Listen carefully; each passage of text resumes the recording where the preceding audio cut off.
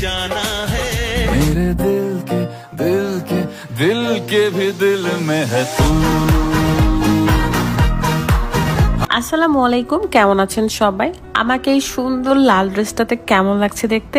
Special ডেতে special dress তো পরতেই হবে। সুন্দর লাগলেই কি হবে? সুন্দর একটা পিকচার, সুন্দর একটা ভিডিও তো থাকতে হবে। তাই চলে গেলাম ফটোশুট করতে। আমার সাথে ফটোশুটে আছে সজল ভাইয়া, শুভ ভাইয়া এন্ড ইমন ভাইয়া। সন্দীপ ভাইয়াকে মিস করতেছিলাম, বাট সন্দীপ ভাইয়া ঢাকায় ছিল। যাই হোক, এই তিন ভাইয়া অনেক কষ্ট করে গরমের মধ্যে আমার ফটোশুট করে দেয়। বৌমা রেডি হচ্ছে, তাই তারা আসতে একটু দেরি করলেও আমি এর মধ্যে ফটোশুটটা কমপ্লিট করে ফেলি। এত সুন্দর সুন্দর পিকচার উঠছে, আমি লাস্টে দিয়ে দিব। তো ভাইয়া চলে আসছে বউকে নিয়ে। ইস মাশাআল্লাহ, কি হাসি, খুব খুশি ভাইয়া আজকে। এন্ড এটা আমাদের বাবা তানচিপ সোনা আমার। তো বউকে এখন নামানোর পালা গাড়ি থেকে, কারণ বউ এত সুন্দর করে সেজে আসছে, তারও সুন্দর সুন্দর ছবি তোলা হবে। কি কিউট লাগছে মাশাআল্লাহ, বলতে কেউ ভুলবেন না। পুরা একটা ডল লাগছে, ছোট্ট একটা কিউট ডল। যদিও আজকে আমরা এসেছিলাম রাজশাহী ভার্সিটিতে, শহীদ মিনার মাঠে আর কি। এখানে সব ধরনের স্ট্রিট ফুডই ছিল। তো সারোয়ার ভাইয়া আমাদেরকে জুস কিনে দেয়, এন্ড জুস খেয়ে এত শান্তি লাগছিল, এত গরম ছিল আজকে।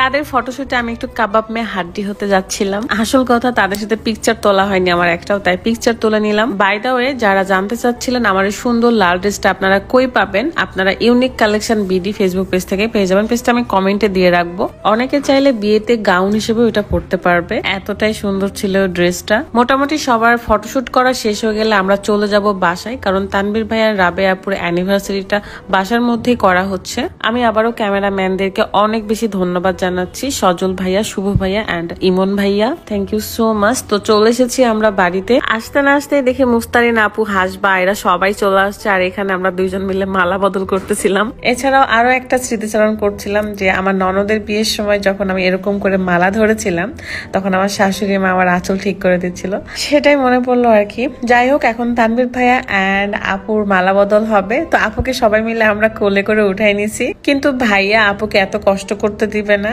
যদিও ফার্স্টে একটু উঁচুতে ওঠার চেষ্টা করলো, পরে একদম নত হয়ে গেছে যে না, তুমি আমাকে মালা পরিয়েই দাও, তোমাকে এত কষ্ট করতে হবে না। তানভীর ভাইয়া, আয়নাতে কাকে দেখা যায়?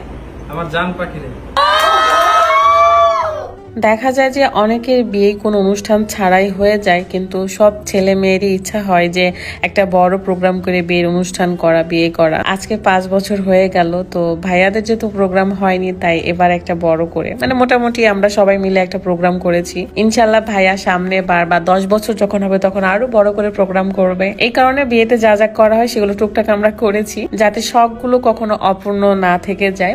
তো আমরা এখন কাচ্চি খাবো, এত ক্ষুধা লাগছে, আর আমরা এত মজা করে খাইছি কাচ্চি। এই যে ভাইয়া চলে আসছে ঢাকা থেকে, সন্দীপ ভাইয়া। আর ভাইয়া এসেই একদম বসে পড়ছে, অনেক টায়ার্ড, অনেক জার্নি করে আসছে। অনেকদিন ধরে বিয়ে বাড়ির কোনো প্রোগ্রামে অ্যাটেন্ড করা হয়নি, তাই এবার খুব ভালো লাগছে। বিয়ের প্রোগ্রামে আসলে অনেক মজা হয়। মাঝে মাঝে তো আমি চাই আমাকে আপনারা বিয়ের দাওয়াত দেন, এরকম কাচ্চি খাওয়ার দাওয়াত দেন। এদিকে সারোয়ার ভাইয়া 7 আপ নিয়ে চলে আসছে, আই মিন এটা স্প্রাইট ছিল, স্প্রাইট নিয়ে চলে আসছে আমাকে দেওয়ার জন্য। দেখেন এখানে কিন্তু কোনো গার্জিয়ান নাই, আমরাই সবাই। তার মানে বোঝেন যে সবাইকে কতটা স্ট্রাগল করে বড় হতে হয়। আমার মনে হয় দেরিতে হলেও নিজের পায়ে সবার দাঁড়ানো উচিত, কারণ একটা সময় সবাই ছেড়ে চলে যায়। তাই যে যার জায়গা থেকে সৎভাবে টাকা উপার্জন করার চেষ্টা করুন, বেকার না থেকে কিছু একটা করি। যদি ইচ্ছা শক্তি থাকে, ধৈর্য থাকে, তাহলে অবশ্যই আপনি আপনার লক্ষ্যে পৌঁছাতে পারবেন। ভালো থাকবেন সবাই, সবাই দোয়া করবেন আমাদের সকলের জন্য। আল্লাহ হাফেজ, আসসালামু আলাইকুম।